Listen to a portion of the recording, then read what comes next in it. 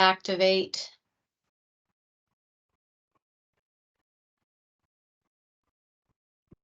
It says, let people in the meeting know they're being recorded for privacy policy. So what I also tell people is this meeting is being recorded, and I will post it to the public input website tomorrow morning. So if you do not want your image public on this website, you can turn off your video. If you're okay with it, leave your video on, but just giving you that caveat. So the meeting is being recorded, and you're ready to go. Thank you so much, Maureen. Thank you, Maureen.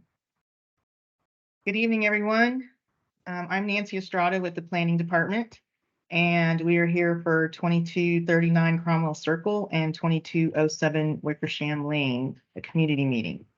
So we're here this evening because of ordinance number 2015-1015-086, which was approved by City Council in 2015, says that any changes to the East Riverside Corridor Regulating Plan requires a community meeting for the proposed amendments. So there's going to be two cases that we're discussing this evening. The first case is case number C14-2022-0090, which is located at 2239 Cromwell Circle. It's approximately 12 acres. It's currently zoned ERC-UR, which is Urban Residential District, and the rezoning request is to ERC-NMU, Neighborhood Mixed Use Subdistrict, inclusion into the hub boundary, and eligibility for a development bonus of 120 feet. The second case we're also going to be discussing is case number C14-2022-0172, which is located at 2207 Wickersham Lane and is approximately 11 acres. It's currently zoned ERC-UR, Urban District, Subdistrict, and the rezoning request is to ERC-NMU, Neighborhood Mixed Use Subdistrict, inclusion into the hub boundary, and eligibility for a development bonus of 120 feet. So at this time, I'm going to turn it over to the applicant for their presentation. Hi, everybody. I'm Leah Bojo with Drenner Group, and Drew Rafael is also with Drenner Group, is here on the call helping me with this project. I am going to, there's Drew. I'm going to work through this presentation. Like I said earlier, before maybe everyone was on, I don't mind at all if y'all have questions as we go. If you want to raise, hit the raise hand button and I can answer them as we're going, or I can let you know that that part's coming next, or however y'all would want to do it. And then I will also let you know that we're going to do our best to answer any questions you have here tonight. But if there are questions we can't answer tonight, we'll be taking them down, and then we'll have to get back to you with answers. We can either do that through Nancy or through some of the folks on this call that I know and have been in communication with, but we'll do everything we can to get you the information that you would like to have. I'm going to share my screen now. And here we go. All right, so like Nancy said, we are here for these are two separate projects. They are very similar requests, and they're obviously across the street from each other. So we're going to present them sort of together here, but I just want to let y'all know that they are two different projects, one on Wickersham and one on Cromwell Circle. And let me see here. Okay. So here, just for anybody who's not familiar, these are the two projects. These are the two boundaries of the two different parcels. And you can also see on this slide kind of where we're situated. Again, for anybody who's not familiar, we're southeast of the Pleasant Valley and Riverside Drive intersection. And so here's just some sort of general information about the two sites. The Wickersham site is about 11 acres. The Cromwell Circle site is about 12 acres. They do both, as I'm sure y'all know, have multifamily units on them today, about 250 on Wickersham and about 285 on Cromwell Circle. Again, as I'm sure y'all are familiar, this is in the East Riverside corridor. Obviously, this is an excellent location for transit and for bike ped access. So we put this map together to kind of illustrate that. You can see here the bus stops. You can see the Country Club Creek Trail, which, as I understand it, is expected to be completed in 2024. And then here, just to kind of orient everyone to where we are within the entire East Riverside corridor, this is where the sites are located relative to the rest of the corridor planning area. So neither site requires a future land use map amendment. They're both already special regulating district, but both sites today are zoned urban residential, as Nancy said, and then we are requesting both sites be rezoned to neighborhood mixed use and then be included in the hub up to 120 feet. So here is a sub-district map. So you can see today, I think y'all can see my cursor. You can see today that they are the urban residential, which is this light purple color. And then we're requesting neighborhood mixed use, which is this pinker kind of brownish color. And this is similar to this parcel here that fronts East Riverside, as well as this site is also in the hub, which fronts East Riverside. So to give you a little bit of an idea of what we're planning, we're in the very early stages. This is going to be a longer, slower process. This isn't one where we have a site plan in review right now and we're in design. We are just beginning with the zoning process. But as of right now, what we know is that under the current zoning today, under the urban residential, we could redevelop these two sites, and this is total across both sites. There could be 1,100 units on there without any affordability requirement. Under the proposal that we're asking for, both the change to the neighborhood mixed use and also the inclusion in the hub up to 120 feet, we would expect to get around 2,400 units total, and 275 of those would be locked in affordable at 60% MFI.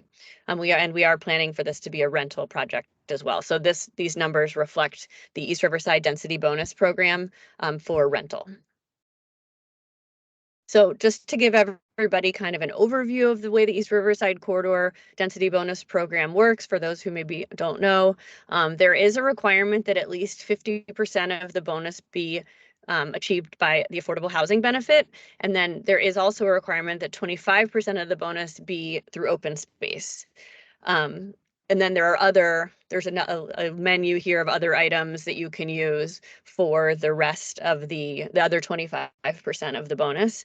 We are planning on doing our bonus entirely through on-site affordable housing. We are not planning to pay a fee. We are planning to do the entire bonus through on-site affordable housing. And then of course we would also have to comply with the open space requirements that the plan calls for. So this project will be primarily focused on on-site affordable housing, which is what led us to those numbers that I just showed you a minute ago. So just to give you a quick sort of side-by-side of the urban residential versus neighborhood mixed use, this is kind of a bigger picture of what those differences look like. And then of course the hub and the 120-foot density bonus would be on top of this. I know there were some questions about compatibility, and so I wanted to address that here. The Wickersham parcel is not impacted by compatibility. The Cromwell parcel is, and we will of course comply with it. So here you can see just in numbers, like exactly how that works. I'll show you an exhibit in just a minute, but there are requirements that set back the height depending on how far you are from single family or two family residential that's outside of the planning area. And so this is what those height limits look like. And then here you can see, I think this is a little bit more useful on the map, how that applies. So these single family lots out on these two sides are what triggers compatibility on the site. And you can see here each of those height requirements. So this is the portion of this site that can get up to the 120. And then this site, as you can see, is also available for 120. I don't expect that we're going to be building 120-foot tall buildings, but that's what the hub density bonus would allow. So here again is how this is from the East Riverside plan. Yes, ma'am. Do you have a question? Hi, I was wondering if that height restriction or the height allowance, does that take into account that this property is sloping down to the river. So the properties behind us are on a hill and we're more down in a valley and then heading towards the river. So when they say 120 feet, what is it? Where does the zero start? Sure.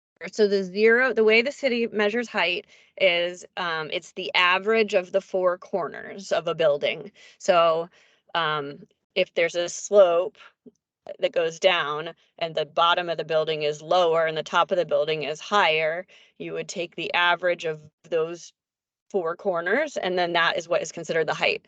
So a building can like have a kind of a taller wall on one side and a shorter wall on the other, but the average has to come out to whatever the height limit is on the site.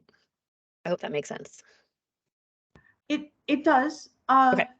What I'm asking though, if this house here is say ground level 0 and the property behind me is on a hill, so it starts, it's already like starting 50 feet higher. It's a valley going down. I understand. I think I understand. So yeah, so the height is measured. So the height restrictions that like each of these layers, for example, like the purple part here is 30 feet of height. So that would just mean that any building in that area can be no more than 30 feet by that average. It doesn't account for the heights of properties nearby. It would be measured on a building by building basis. So even like a building up here, for example, would have a different height measurement than a building down here if they're separate buildings. I hope that's clear. And that's just a city defined term as far as how height is measured and how these height setbacks work. All right, thank you. First, did I see another question in there or should I keep going? No, I was just going to clarify what the question was, because Okay. the concern is the differential between the existing properties to the east and the proposed lot that sits vertically already, approximately 30 feet above the adjacent properties. So when you're talking about putting 120 feet on that, you're actually talking about a building that's 150 feet above the ground level adjacent to it. Thank you. Gotcha. And to be clear, only 120 feet could only go in this part because of these setbacks. So it is true. If this area is 30 feet higher than this, then that is true that it would be higher, but it wouldn't be, that building would have to go in this area. So East Riverside has its own compatibility regulations that are a little bit different from the rest of the city. So this is kind of what this looks like in this specific area. So there is a screening requirement, for example. If this is the single family homes, it's kind of backwards from what we were just looking at. But if these are the single family houses, there is a screening requirement here, which is not necessarily the case in most of the city. And then you can see how these height setbacks would apply.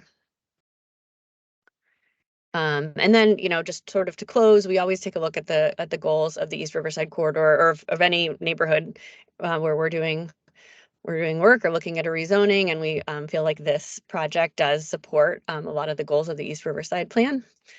And then with that, I will close with my contact information so that if there's any other questions that come up after this meeting, I hope you would reach out and we can answer your questions. Yes, Jan, how are you?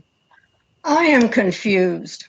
When we first got the notice way back in December, you were asking for urban residential to be moved to corridor mixed use and inclusion in the hub boundary. That's right. And we revised our request down to neighborhood. But never in that revised request does it say anything about inclusion in the hub. Never. We didn't revise that part. How are we supposed to know that? We didn't change the hub request. The only change we made was we reduced the sub-district request. Under the neighborhood mixed use sub-district, of course, you're allowed 50 feet with development bonus of, say, an additional 15 feet, which would bring it up to 65 feet. Part of the request. So there are, Nancy? as I understand it, there are 3 different levels of density bonus within the hub. And so we're requesting the 120. Could you explain this, Nancy? So are you talking Estrada, about the- please? yes, Did, the request? I think we've had The- questions, emails to you talking about the 120 feet. And if I'm not mistaken, we were told that that was not on the table. Talk that to was- somebody else if you'd like, because there are other hands out here. Okay. Okay. But Leah is correct. The original request was for the CMU, and that was amended recently to NMU. The other 2 pieces, which was the hub inclusion in the hub boundary and the eligibility for development bonus, those did not change. Those were in the original request and the original application, zoning request. So the Don't only you- thing that was amended was the district request. Don't you think that should have been mentioned in the virtual community meeting? Because I've assured everybody that the 120-foot height is off the table. And we've all gone under that assumption I guess I'm not sure since where April 7th. where the information was sent that made it sound like we were removing that from our request. I'm sorry if I'm not I think the following. better question is, why wasn't it made very clear that that was still part of the request?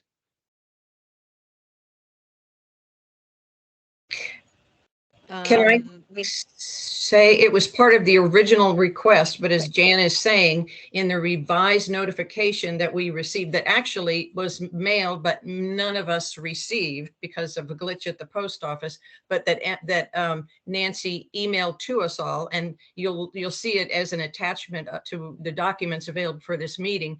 It says the change in from, I'm going to get the names wrong, but to neighborhood mixed use, but it says nothing about the inclusion in the hub in this revision. And we have been preparing for a meeting that was it did not include the hub change. That is a whole different, that's a whole different ballpark, a whole bit different ballgame. So you're referring to the notification. The notification just included the amendment to the base district. You're correct. The case summary, the case Yes, summary the case says summary. change zoning property from ERC UR to ERC, but it does not say an inclusion into the hub, which the original, with the original request, it did say, it literally said including inclusion of the hub 120 feet. Jan, am I correct?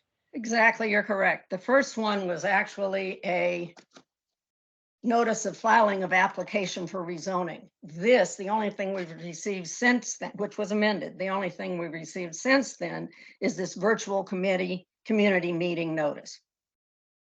Mentioned in the application, not mentioned at all in the notice. And this was a notification for the community meeting. So this wasn't like the actual rezoning But hearing. fairly important to us. Yes. I The understand. notice you sent dated April 3rd, 2023. Yes.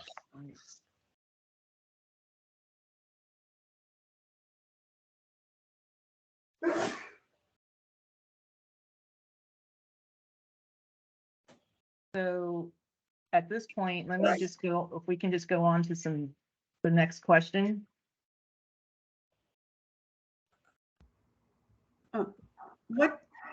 What does it mean included in the hub?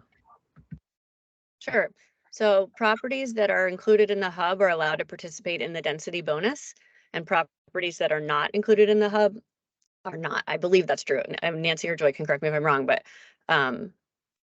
that is that is what the hub is for.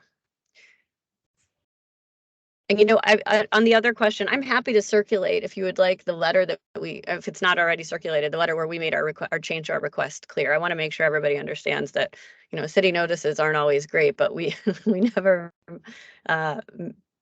let anyone, we never said that we were changing that part of our request. So we can circulate our letter later if that's helpful. Yeah, I think, sorry, I'm just gonna jump in. I think Yeah. it's clear that our notice should have just reflected everything and the change. And we just wanted to highlight the change, thinking that that the other part of the notice would be the same. And so that's very clear. We're here, and that's why we're having this community meeting to make sure everyone knows what the ask is and what that means. But we've heard you and the message is received. So thank you. But I have to say, there would be a whole lot more people here at this meeting if we had been informed.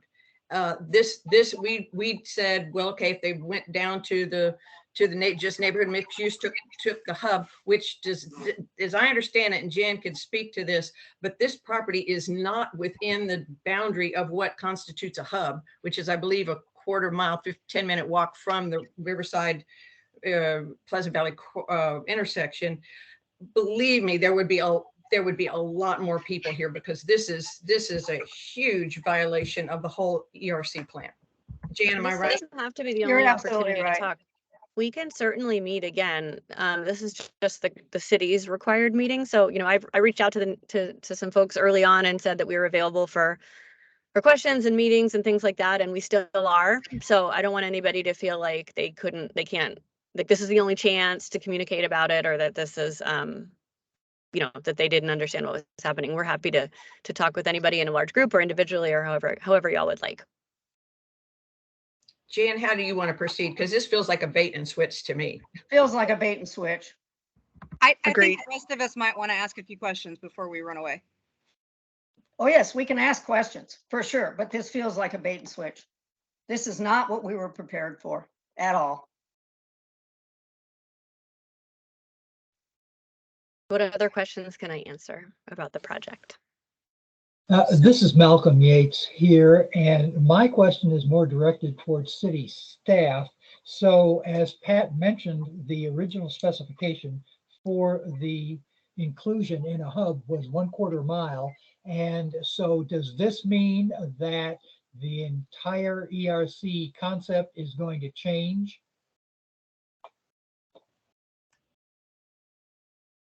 Regarding the Todd, Regarding the specification for what gets included in the transit-oriented hub. The specification was 1/4 mile, and now evidently that's changed. But it seems to me that this is more than just a zoning change. This is changing the entire plan, which I believe should require a little bit more forethought than just a zoning case. So this is directed towards city staff. when you say changing the whole plan, I'm not sure that I'm. So I understand the question. So an applicant, so when the plan was approved, that was what constituted what a hub was. You're exactly correct. And so an applicant can ask, the city has not made their recommendation. So we cannot answer if we're changing the whole plan. That this is just an initial meeting. We have not vetted this. We have not looked at it closely. I clearly understand your question, but at this time, I can't answer if we're going to change that perspective that we had when the plan was approved, because we're just not that far along. I mean, we're taking this input here. There's a lot, and I take your point, Malcolm. You're like, a lot more needs to be looked at and discussed. And I totally understand that, and I hear that, and I agree with that. So we can't answer. I only have my camera off. I'm sorry, it's because I have a very bad connection. But we can't answer that question yet because we have no recommendation. So when will the city staff recommendation be published?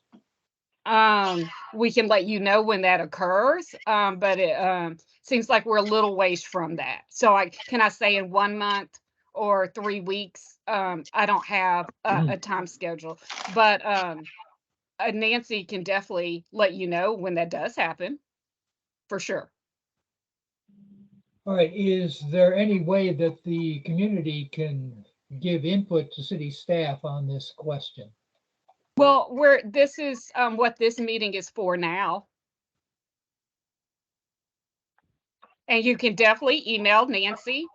She says that she's been receiving emails. So if you want to give your perspective, most zoning cases do not have a community meeting. This is one of the rare ones. That's why she went over the ordinance. But definitely, you can definitely email Nancy with any recommendations you have. Absolutely.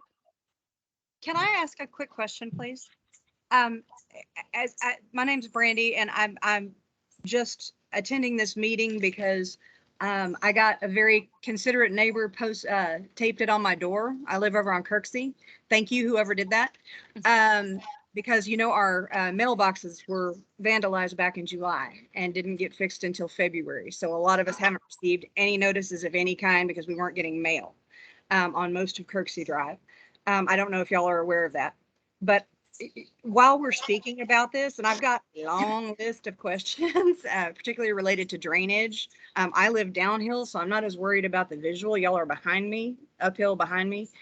But my house sits right on the drainage area. But y'all are speaking in a lot of acronyms that, even though I used to be a national park manager and worked for Texas Parks and Wildlife, and I am familiar with much acronym speak, these particular ones about the city plan, I am not. Can y'all use the full word, please, while you're talking about these?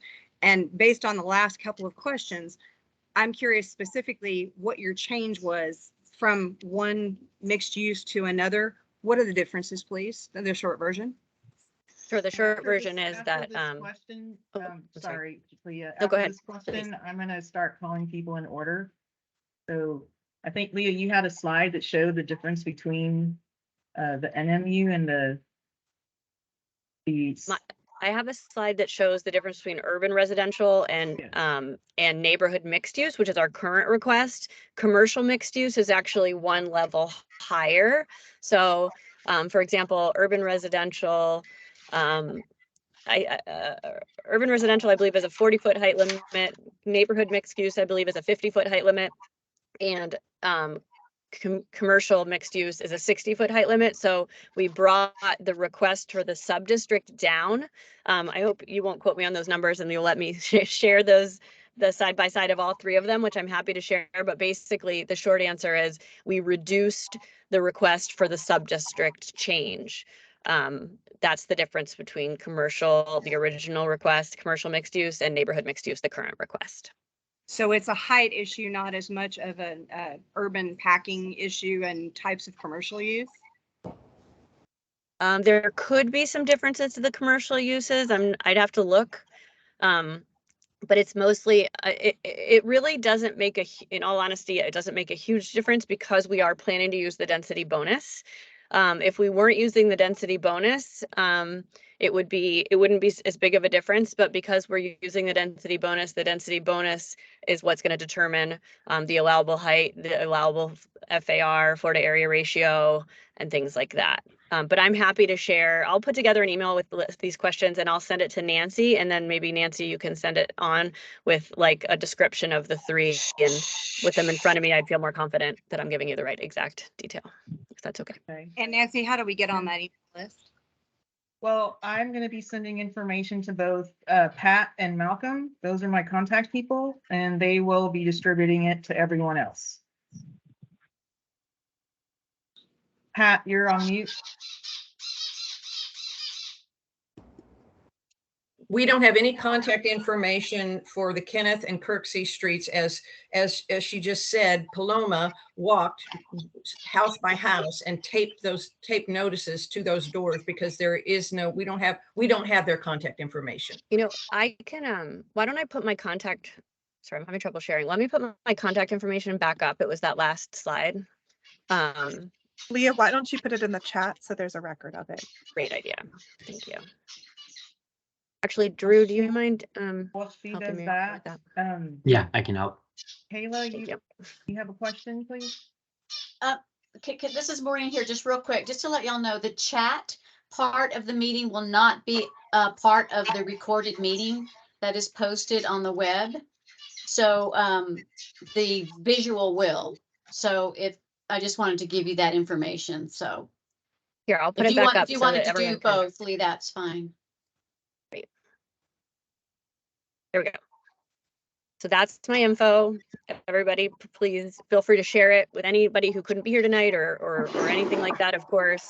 And then I will, I'm happy, anyone who sends me an email, I'm happy to send anything we put together directly to them in addition to Nancy, so that you guys can get it directly from me. If that works for everybody, however y'all would prefer to do it is fine with me. Okay. Kayla, did you ask your question?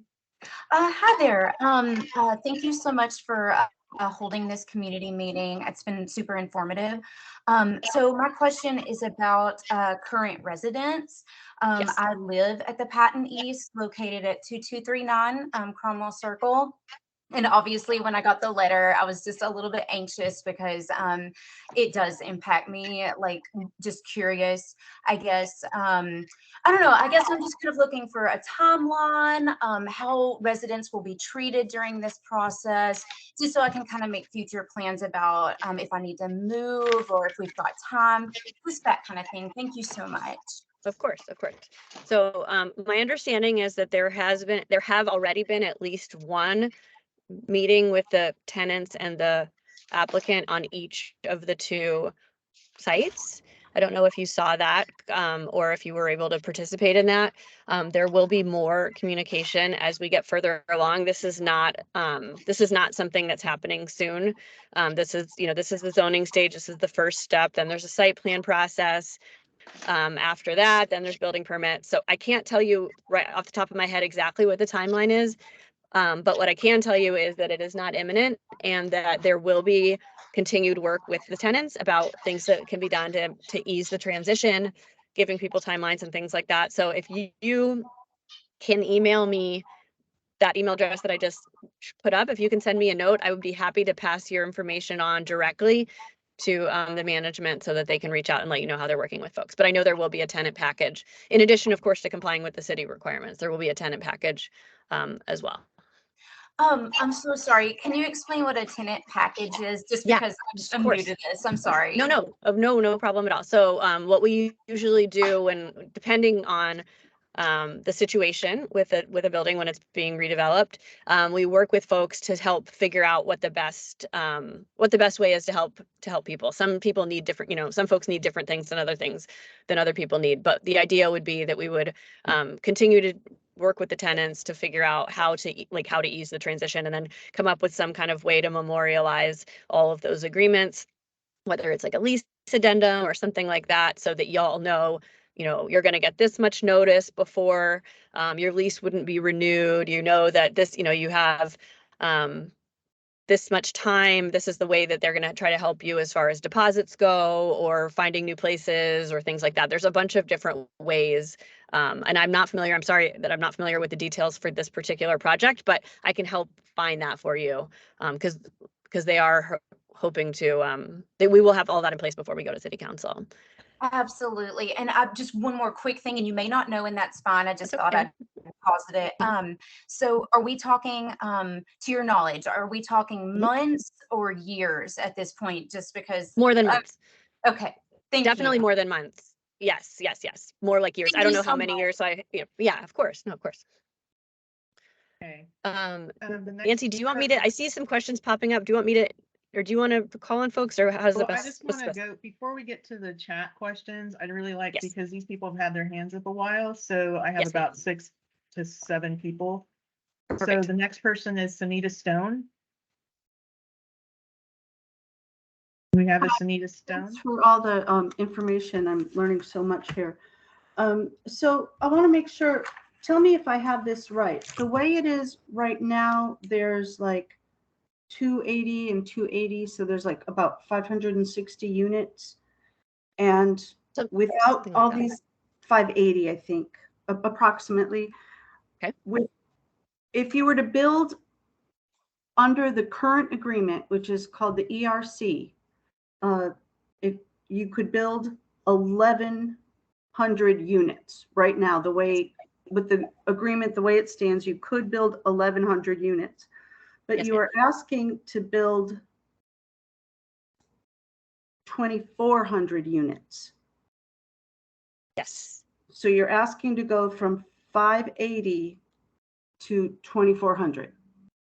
that's right. And with that additional ask would come affordable units. If we just did it today without the zoning request, there's not a requirement for affordable, for any of them to be set aside as affordable. But by rezoning and putting us into that hub and using the density bonus program, we would be setting aside, I think the number was 206, approximately 275 units as affordable. Those are very round numbers, just to be clear. Those are not, Yeah. those are just broad strokes, but yes, that's what the general vision is.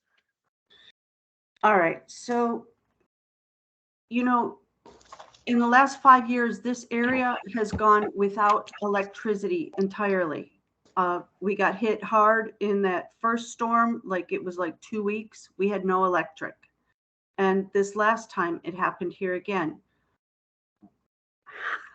How can you justify building more places when there's not going to have electricity? Those people are going to be all stacked up in those little houses without electric. How is that going to work? I mean, we need housing. Austin needs housing. We also need dependable electrical. I certainly am not denying that, but yeah, Really speak to that, we, right. right. But what I can speak to is the need for more housing and more affordable housing. Okay, so you have no plan for electrical outages, which this place is known for. Well, I mean, through the site plan process, the civil engineer and the architect and people, not me, work through those details. And in order to have a site plan approved, the city reviews all of that. AE, Austin Energy reviews it. I saw a question about drainage go by. All the drainage has to be handled. All of those, transportation, all of those issues are handled through the site plan process, which comes is a separate process from zoning. It's not what we're. Yes, just to clarify that this process or this step is the initial step, is the zoning request, and that is just to allow for the land use that is being requested. After they go through zoning, then they go with the next steps of the site plan process, and that's where they really get into the nuts and bolts with, Austin Energy, Austin Transportation, site plan reviewers. That's where those types of detailed questions get resolved. All right. Okay, so the next. I have one more question. I'm just going to ask it while I'm here. I saw your map had a nice little trail. I forgot the name of it. It looked like a trail. Country Club Creek Trail. Country Club Creek Trail. Is that connected with the walkway that goes under the bridge at Pleasant Valley and Riverside? Country Creek. I don't know. I wonder if Malcolm might know the answer to that. Could you put that back up on the screen, please? Because you flashed it very quickly. Right. So the Country Club Creek Trail is pretty much complete except for the section between Riverside and Old Torf, and the city of Austin is sent out a notice just several months ago saying that construction was going to start this year and that construction would be complete in 2024. So in 2024, the underpass under Riverside Drive should be connected to the rest of the Country Club Creek Trail so that bicycle riders can get all the way from Mabel Davis Park to Roy Guerrero Park without crossing a major street. Thank you, Malcolm. Okay. Does that answer those questions? Can we go on to the next? Two more questions about that. Then it's a homeless encampment right now, so I'm not sure how good it is to have a bike trail through a homeless encampment. I try to ride my bike up and down Pleasant Valley, and there's homeless encampments in my way. So I don't know if they're going to address that. Maybe the zoning meeting doesn't apply to that. And then there's a fence right now back behind where Kirksey is. Are there going to be fences still? Will they have fences like Back here. Yeah. Mm-hmm. Thank you for listening and giving me good information. I appreciate it. Yeah, of course. We can confirm. I would imagine there would still be a fence back there, but let me find out more about that if that's okay, and I can send that out in my list of responses. That's really, again, I know this is kind of a frustrating answer, but that is a little bit more of a site plan question. But I can find out. I should be able to find out what their intention is. Next. Thank you. Thank you. Brandy, I know you asked questions earlier. Did you still have another question? Okay. Egbert Lawrence. Sorry, I was on mute. I apologize. Oh, This is Brandy. okay. I'm sorry. I have several. Some of them have sort of been answered. Should I just go through the ones that I have real quick while I've got my thing? Sure. So related to the trail, and this is actually backwards from my concerns about the relevance. I recently tried to go take wildflower pictures during this beautiful super bloom over in the Sunset Valley area, and the green spaces that were part of that whole green belt, walking trail, so forth, you couldn't actually get to. You had to park at the city hall, which was about a mile just to get on the trail in order to get, and I have back issues and I'm not in great shape, and I didn't have the capability of parking at the city. So in your multiple use plan, do you have, with your green spaces, will those be available and accessible to the community? It will be public. Okay. Yes, they're required to be public. Some way to access them. Great. So that was one question. I have a major drainage question, and I guess I put on the little chat list. Should we send you an email if we want to be on that planning discussion about these more specific logistic issues like electric? Sure. Okay. Absolutely. Great. Because I live basically on Kirksey, where my house is right next to the drainage area, and we're already all having foundation issues down here. So more concrete and more construction and more dirt running off. It's already a clogged system that doesn't work properly and is causing our houses to fall off the foundations. And we really, really, really need to get that addressed before construction ever even thinks about starting. So one thing that might be helpful, again, this is kind of big picture, but it might be helpful to know is like these apartments were built, I think, in the 70s. And so in the 70s, there were not nearly the same, and that's, I think, generous level of environmental requirements that there are today. Like they didn't have drainage requirements in the 70s, for example. So they just put out these buildings and these giant surface parking lots, and water just kind of went wherever. So one thing that is really beneficial about redeveloping a site with the current regulations is that the regulations that these projects will go through are so much more rigorous than the regulations that were in place when these older apartments were built. So if you may have, I'm not surprised at all to hear that you have a drainage issue from the buildings that are there today, because there's nothing in place there's no infrastructure to do anything about it. But when they go through the site plan process for each of these projects, they have to make sure that no water, they can't cause water to go off the site onto anyone else's property. And it's just, I mean, both from an environmental standpoint and from a functionality standpoint, it's just a whole, as I'm sure is not surprising, it's a whole different level than it was then. But our civil engineer can give you more information about it, but that's just like big picture. Thank you. And that's the key, is I live at the bottom of the hill. And actually, this is an issue for the city. And so I just wanted to throw that out to Nancy as a consideration while y'all are discussing the multiple uses, that my duplex was built in the 80s, early 80s. And again, same issue. But it needs to be done together before we talk about changing zoning. It all needs to be done together, because you really need to address the existing drainage issues and trash and stuff that's going into the creek, and the fact that houses are being knocked off their foundations before we even start a new project. So I would request that the city consider that as part of the zoning issue. And I'm sorry, here's my list, sorry. On the map that y'all provided of the zoning, I saw the little dotted line, and I saw your solid blue line that went around these two properties. But Kirksey, Kenneth, and Riverside Farms all seem to be in that dotted line, and I was having trouble reading that map. So are our streets being considered for rezoning right at this point also, or no? No, no. Sorry, is this the map you're looking at? No, it was the little dotted one that went with your application. It was on The that, zoning yes, map? that one, something like that. But no, Oh. it wasn't the one on your presentation. It was the one in the actual. Oh, I see. It was a different one. No, I will just clarify though. I don't know exactly what that looks like, but we are only proposing to rezone these two parcels. We would not be proposing changes to anything else. Okay, and the city isn't, to clarify, Nancy, the city isn't proposing rezoning our areas right now? Correct. This is Okay. specifically to these two parcels, exactly, parcel that Leah is talking about. Awesome, awesome.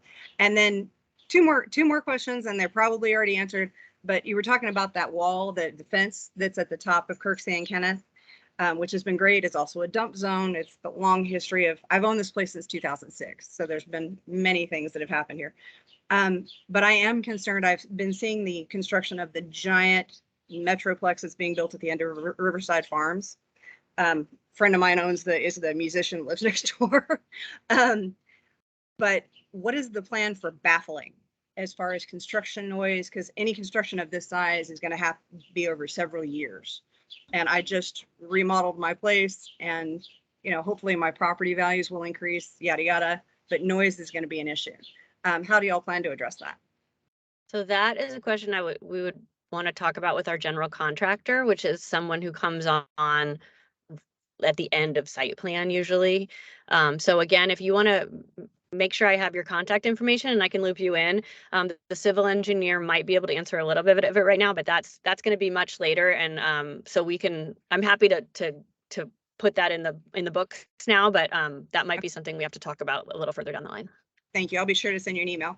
Okay. So going that direction, property values. What does the rezoning do? Again, I just spent $200,000 remodeling my place, putting in my own French drain system to keep my property from continually flooding, which it did.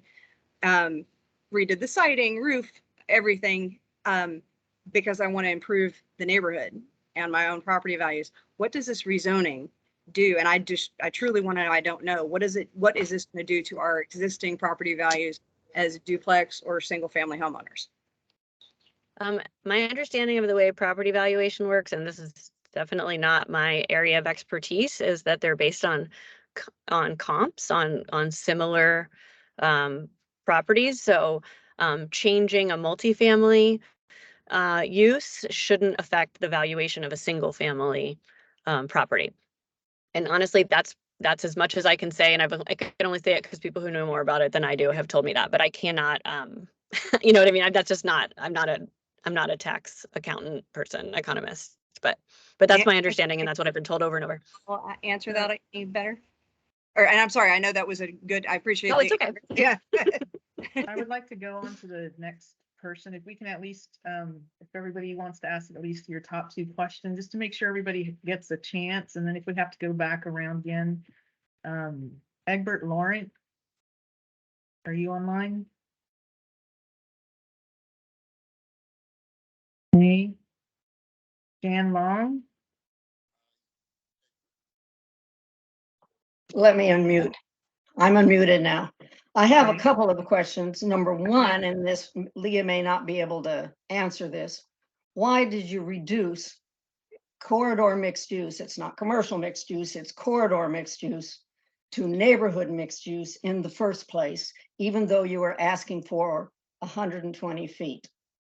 When we originally asked for commercial mixed use, we thought corridor. I apologize. Corridor mixed use. We asked for it because we thought we needed it to use the density bonus. Then we realized that neighborhood mixed use would give you the same bonus, also is allowed to give you the bonus, and it has a lower height. So the additional FAR or height, which is what the bonus is calculated on, would actually be more. So there'd be a little bit more of a community benefit out of it. And so we revised and it would match what's on East Riverside today. What fronts East Riverside between our property and the road. And so that's why we changed it. Actually, neighborhood mixed use would give you a density bonus of an additional 15 feet. It would give you 15 feet from 50 to 65, according to the ERC plan. Right, so my understanding though is that the hub, like we can ask for Yes, whichever in the hub. Right, You so want to that's what pull we're it in the asking. hub. The ERC But- was set up. Go ahead. No, that's all, that just that we're asking for, I mean, if you all would prefer we keep the corridor mixed use, we certainly can. We just thought this made more sense as we continue to work through the site. If that could be an open question, if I'm not sure I'm understanding, but if that's what you're looking for, we could talk about that as well. No, we're not. We're definitely not. If you were Okay. to say corridor mixed use, you'd have a whole different set of folk Right. coming to this Yeah. meeting to talk about it. So yeah, so we're at neighborhood. We're at neighborhood mixed use right now. My last question is, who owns the property at 2239 Cromwell? I'd have to look and see who the owner is right now. I know my client either has bought it or is going to buy it. The client that was listed on the original zoning request back in December was 2239 Cromwell Circle. Okay. That is now a forfeited existence because of a tax forfeiture. I'd like to know who owns this property. Okay, let me find out. 2239 Cromwell. Okay, we'll look into that and let you know. Emily Schwartz, thank you for being so patient. I know you've had your hands full on this. That's all right. We've got a lot of important questions that need to be voiced. So that everyone is aware of where I'm coming from on this. I am a property owner on Kenneth, and I'm also a geotechnical engineer that specializes in water and flood control structures with over 15 years of experience. So one of my big concerns is the impact to the Country Club Creek and the highly erosive soils that this structure that you're proposing is going to be founded upon. The consideration that you guys are putting forward of pulling this into the hub seems opportunistic, considering that when you look at a map, and I'm going to share screens here quickly, really the only thing that is touching the hub is a thing that we in the neighborhood call the hell strip, because your client does not maintain this strip of their property. It's not developed and it has no benefit to the community, quite frankly. It's undevelopable. And so it is using the proximity of this unusable land to the hub, which sits over here, in a way that really only benefits your client. And the question does remain, why does this need to be pulled into the hub versus, bringing this up to a rezoning that does allow for a higher density, but one that is more reasonable when considering that this is property, particularly the Cromwell property, is bordered on two sides by single family homes. Nobody's going to fight you on the Wickersham property because it's already surrounded by similar use properties, but the use of this strip of land to justify pulling this area into the hub when it is really much more properly bounded by single family homes, and even more importantly by this floodplain that dumps directly into Country Club Creek. And if we want to bring that up, we are spending $24 million of the city's money right now to stabilize the downstream outlet of Country Club Creek, where it is, has already been undermined due to high runoff. So we're going to be effectively increasing runoff and having potential for negative impacts. I'm in construction and I know how these things work, and you can say a lot of things with models, but the reality of how those things are built in a constructed environment is very different. And I have major concerns about how this is being presented versus what the actual impacts to our neighborhood will be. So can you please address why you have to pull this into the hub versus allowing this to remain outside the hub where it properly belongs? That's my first question. I mean, I'm not sure how to answer that other than to say that this is the request that we're making. Why? So that we can develop the project that I've explained to you all a few minutes ago. Why is that the priority before you are maximizing the use of the areas that are already within the hub? It benefits only you.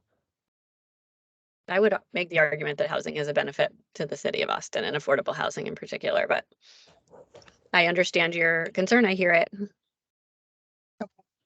So that's the first concern. The second concern is what the plan is going to be regarding the stabilization of that embankment that has a minimum 20-foot differential between the considered property and the adjacent property that Egbert and others on Riverside Drive live in, the areas that are within the flood boundaries.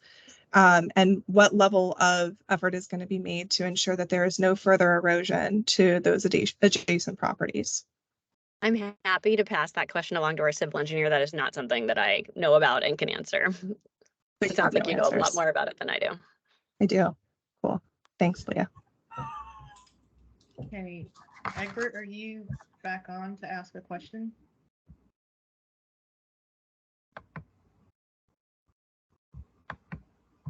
Matt? I'm sorry, I couldn't tell you were talking to me. I wanted to speak to two things. One is Brandy had mentioned what's the impact on property values, and I'm not a property appraiser or anything either, but I've just got to say, imagine a 120-foot building right behind your house and imagine what that does to your property value. That's all. That's that. There's that. I have the same concern because my property also backs up on Riverside Farms Road is directly adjacent to this property. So I and several people that on this call have the exact same issue in terms of what it's going to do to our, not just our property values, but honestly our quality of life, because we're talking about 120-foot buildings looming over our small single family homes. And as Emily pointed out, the land is already 20 feet higher than we are. So you're talking about 150 feet. And you can say that's going to be a 100, 200 foot setback, but that doesn't eliminate the fact that you've got these huge, huge buildings looming over our homes, balconies, windows, people, you know, lights, security lights. Forget about our western views from Riverside Farms Road. The runoff into the creek, Country Club Creek tributary, which, as Emily said, is hugely important, is, I mean, so just think about that, Brandy, thinking about property values. I also wanted just to address, Egbert seems to be on the call. I know it was very important for him to speak. Maybe he can't get his microphone unmuted, so I'm just going to say this because Egbert is my next neighbor to my north, and his house is not just his house is literally no more than say 25, 50 feet from the boundary line. His foundation, like the people on Kenneth and Kirksey, has been destroyed. He's had to replace his foundation from the existing development that's there. And I hear what you're saying, Leah, about the requirements in the 70s were different, and great. And I'm so glad there'll be retention and all of that stuff. But you're still talking about 120 feet and the parking that will have to go with that, and the cars that will go with that, and the already being on an incline. And Egbert has expressed extreme concern about this. So I just wanted to speak a little bit on behalf of Egbert and say that's what he would say if for some reason he were speaking, and other people were in a little pre-meeting, and if anybody else can say anything that Egbert had said he wanted to express, this would be the time. And that's I would, if I could also just, there's one thing I would like to say, because I know we're running out of time, and I know we're probably not going to get to everybody's questions, but you know, I hope we'll have another opportunity, you know, and I hope y'all will reach out to the email address I shared and all that. But you know, we are happy to have conversations about, for example, building heights that are less than 120 feet. We are not planning on building all the buildings to 120 feet. It's just that that's the level that the density bonus makes available. It has 3 levels, and that's the one that includes what we want. So if y'all would like to have a conversation about, like, through a private agreement, we can't do it through the city because the city can just approve the zoning that is available. But if y'all are interested in having a conversation about a private agreement for any of these kinds of things, we are more than happy to have that conversation. I can't make promises about what's going to end up in it, but I want to make it very clear that we are happy to talk to y'all about some of these more specific concerns and things like that, to see if we can make you feel more comfortable about some of these aspects. So please, please know that that is something we'd like to talk to y'all about. Before we continue on with people raising hands, let me just get to a couple of questions in the chat. We haven't done any of those questions yet. I see Malcolm asked who will develop these properties and what are the requirements for water detention. As far as who's developing, this is Leah, do you want to just give the name of the? Leah is representing the applicant, representing their client. The applicant is called. Yeah, the applicant is named Wildhorn. They are, you know, they will be the developer, but with partners, of course, that like, you know, with a civil engineer. I mean, not partners in the development, but other consultants on the team. I can only speak to the zoning and the land use and kind of this stage that we're at right now, but I'm happy to, you know, connect y'all to the people on our team that can help with other aspects of these questions, like the drainage requirements and stuff. That's a civil engineering question, you know, but I can help connect you to those things, whether we have them now or whether they're coming later. We can get you the information. And then I heard somebody else or mention it earlier. How do we get on a list for inclusion on discussion of drainage flooding? Somebody, was that information from your email as well, or was that?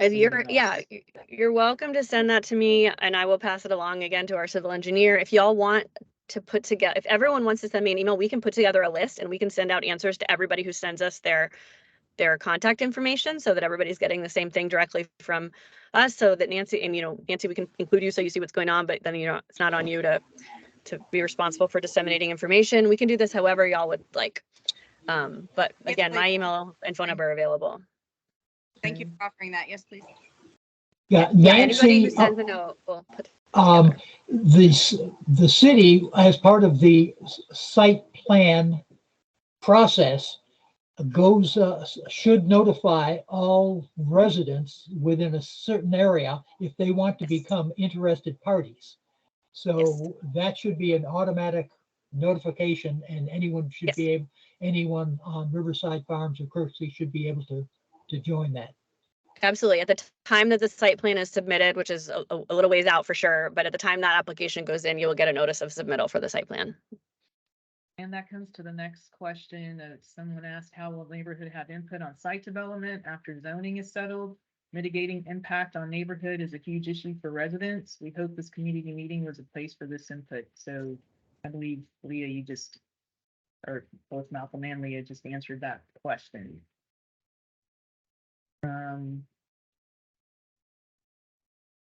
Wildhorn Capital, you said, Leah, is the developer? Yes.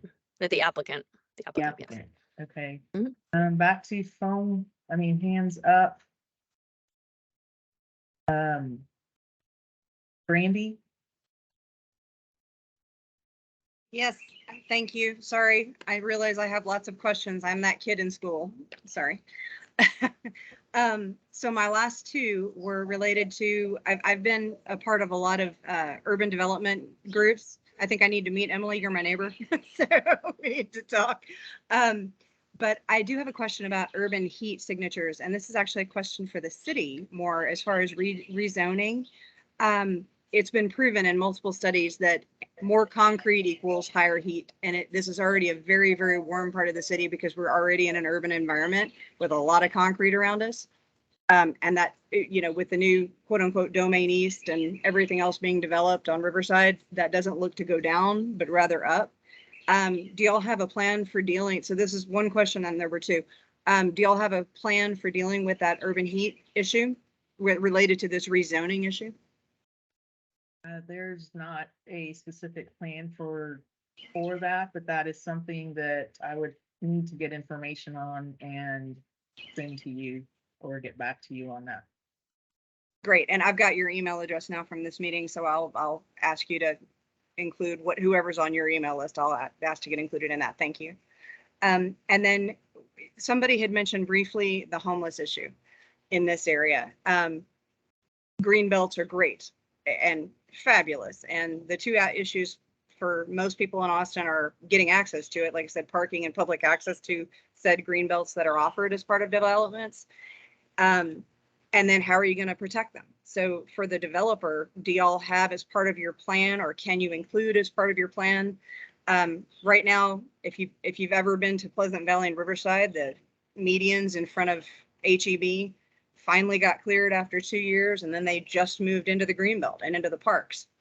It hasn't actually been dealt with. And I am a huge fan of affordable housing. I am a huge fan of, people being able to afford to live in the city, particularly people who are on service industry salaries or working as checkers in said HEB grocery store, or working in all of the wonderful stores that are in our area that we have better access to. There's more restaurants, there's more little stores, it's easier to get to places.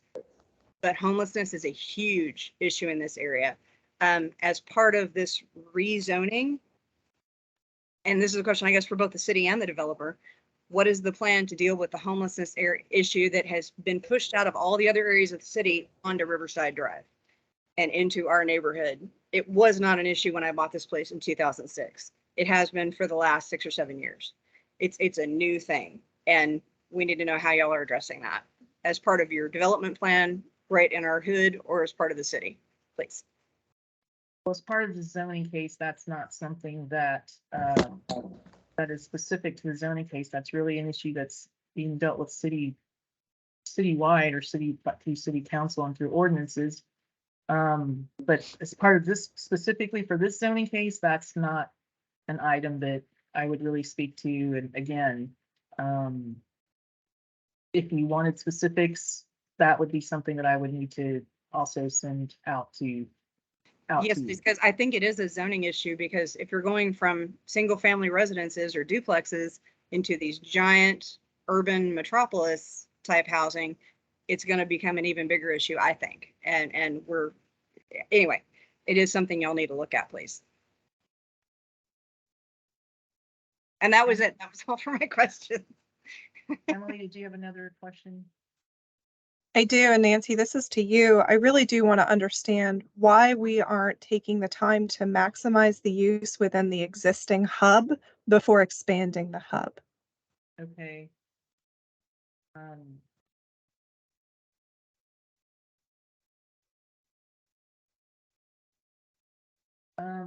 So Emily, What's the rush? What is the rush? Right now, honestly, this was the request, and that's what we had been looking at. I would need to speak to our zoning team at our staff meeting and bring that question to them so we can all talk about it as a group and just get feedback on that question and let you know. That would be the preference as far as, discussing it as a group. I don't have an answer, just, me as Nancy, it needs to be discussed with the staff and with the zoning team. Okay. I also wanted to make sure that Luis Hernandez's question was addressed regarding Hispanic community representation. So let's see. Luis Hernandez, I also wonder how the Hispanic community is being informed on this, considering that these areas are also heavily populated by the Latin demographic. Where is their representation here?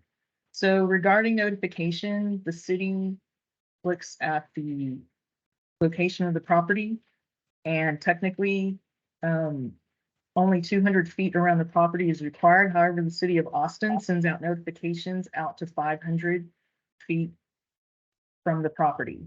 So they do go above the 200-foot requirement and send out notifications to everyone in the area that is within 500 feet of the property location. Just my final statement here. Understand that as a community, we wouldn't fight this if it were not being pulled into the hub. You would have full support of us if you were only looking to rezone and bring it up to a slightly higher density that went to 65 feet. It is the bringing it into the hub and the rush to do that before this area has even been redeveloped that is the major concern to our community. And I want the record to hold that that is the biggest issue being faced here. If you guys could slow down and let some of this development play out before you rush to rezone and pull into a new zoning or a new corridor requirement, you know, something that we don't even know the full impacts of, you would have a lot more community buy-in. And that's really what this should be about, is building a better community and building affordable housing that respects the residents that currently exist, not displacing people. Thank you. Thank you, Emily, for sharing that. And there's another question from Sunita Stone. There are a lot of empty properties along Riverside and areas that are already empty. Can't you build there? It's already full of concrete.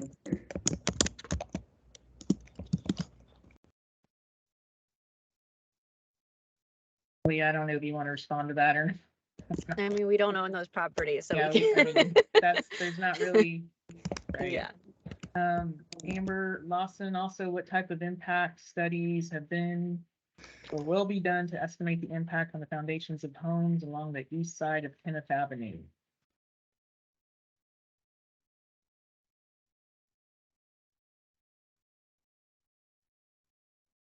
I think that's a civil engineering question. I'm happy to pass that along, but I can't really help there. And let the record hold that those are the properties that border the tributary to Country Club Creek and have a flood zone immediately adjacent to them. So that flood zone could expand, as flood zones tend to do, into our properties if runoff increases due to this rezoning. Another question, property values aside, my home is one of the nearest to the proposed construction on the southeast corner of Kenneth. So how will you address the damages that we will surely face to our yard, sidewalks, driveways, foundations, etc.? Plans for retaining walls may be sufficient for you, but we will incur damages even if those walls are built. Sounds like another engineering question. Yeah, I mean, I would just say that we can't, I mean, no one can, so to answer that question, you can get answers from the civil engineer by passing them on to me, and then I will ask them of the civil and then get that information back out to you. But I also just want to make it clear that we can't, like, when you're building a project, you can't like damage other people's property or home. So it's easy to say that. It's a very different thing to actually live that. And the reality of living next to construction is very different, Leah. So. Next question, has the city done any studies of the impact of the increased traffic onto Wickersham Lane, a 2-lane road? I would need to look to see. I'm not aware specifically right now of studies that are done specifically on Wickersham, but you know, I know that they have to do TIAs or traffic impact analysis during site plan process. So that would be a time when they would be looking at these types of issues, traffic impact.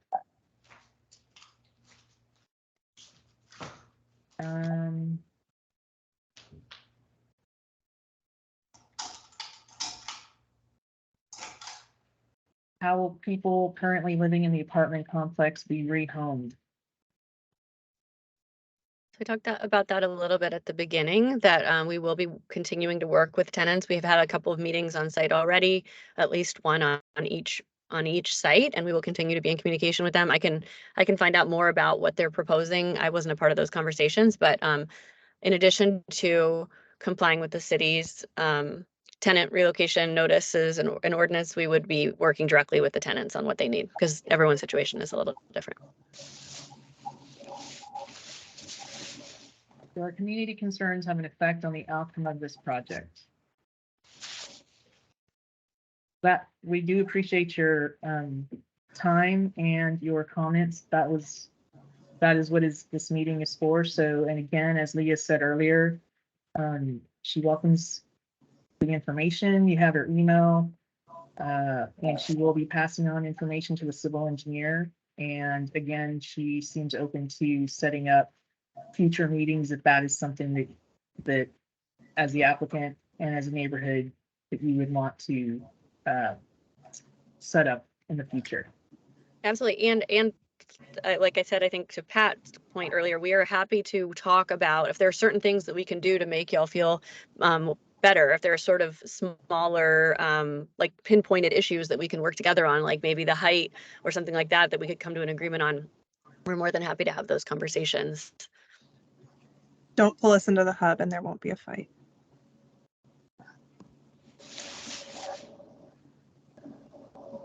Have time probably for like 1 or 2 more questions. We're looking at construction on 2 sides of our house. This is going to be a huge loss of privacy, tons of light pollution and construction pollution. As Emily said, can't this wait till one project is done? I think everything else is kind of comments that have kind of been addressed as we've been talking. Egbert's question wasn't regarding prerequisites. Prerequisites? I missed that one. Shouldn't the prerequisites be addressed before zoning requests be approved or discussed? Is that what you were referring to, Emily?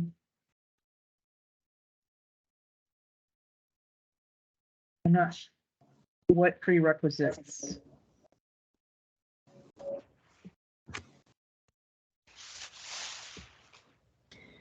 Egbert, if you're on, could you try to unmute your microphone? It looks like you are on, but your microphone is muted or was muted.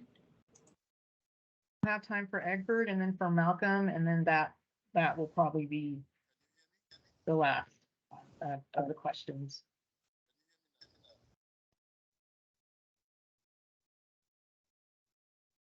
Is Egbert?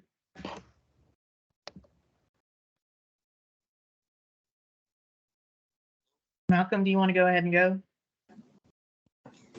Yes, thank you. So my question is, this entire area needs a regional design for drainage in order to comply with the regulations as they stand now. So is there any plan at the city to address this, to somehow fund a regional plan for stormwater, rather than just dumping it all into Country Club Creek?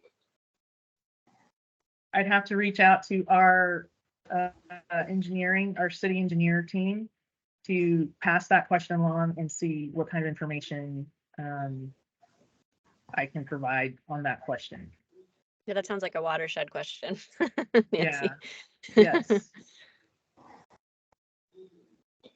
So does this Wildhorn Capital have experience in developing properties, or are they mainly an investment group? Let me see what I can find out about their experience. I can get back to you if that's okay.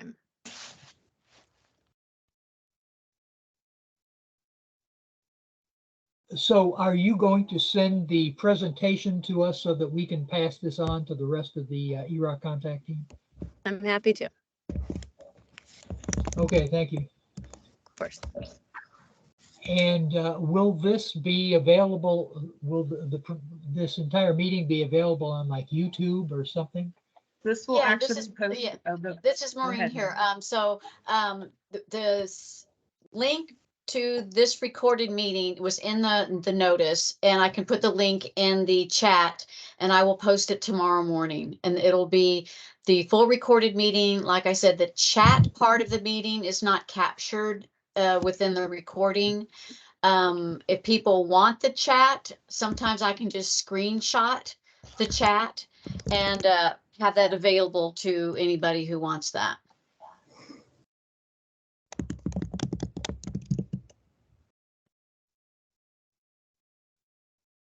I'll put the link in the chat, but it's also was on the notice that people had in the mail. But for those who didn't get it in the mail, there's the link where this recorded meeting will be.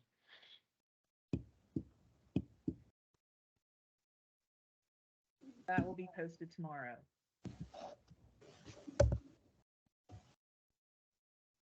And please, everyone has contact information that they're needing. Feel free to, if there are additional questions, send me an email as well. However, if you have specific questions on the development, Leah would be the person to email. And I want to thank you for your participation and for all your questions and your feedback. And with that, I believe we can, Leah, do you want to have anything else, add anything, or? I don't have anything else to add other than just, please reach out and share my contact information with anyone who's interested. Thank you. Thank you, Nancy. Thank you, everyone. Have a good evening. Bye. Thank you. All right, bye Nancy, bye Leah. Hey, Emily, are you still here? Bye. Emily?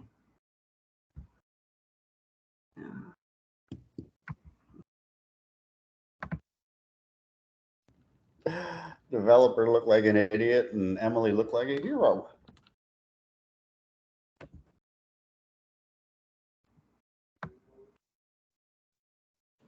I wish I could see who all is talking. I can only see a handful. I only see 4 people, and I know there are more on here.